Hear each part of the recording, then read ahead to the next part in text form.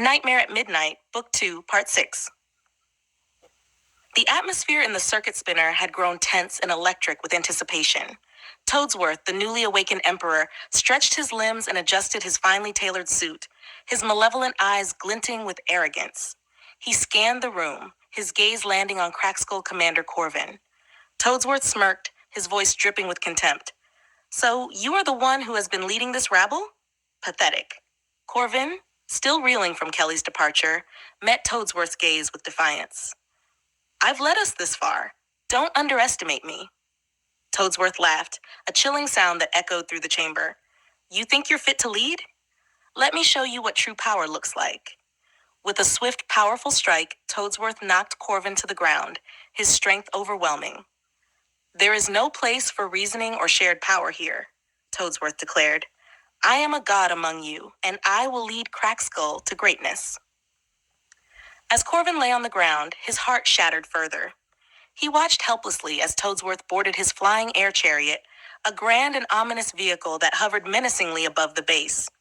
Toadsworth directed his minions to follow, plotting a course toward a nearby village. The village Toadsworth targeted was home to Kelly's people. With a cruel grin, he ordered his forces to descend, intent on causing chaos and destruction. The villagers, unaware of the impending doom, went about their daily lives until the air was filled with the roar of engines and the terrifying sight of Toadsworth's chariot. Kelly, still tormented by her decision to leave Corvin, heard the commotion and rushed outside. Her heart sank as she saw the devastation unfolding. Buildings were set ablaze and people ran in terror. "No," Kelly whispered, horror-struck. "This can't be happening." She watched in disbelief as Toadsworth led the assault. His cold, commanding presence was unmistakable. But in her shock, she drew the wrong conclusion.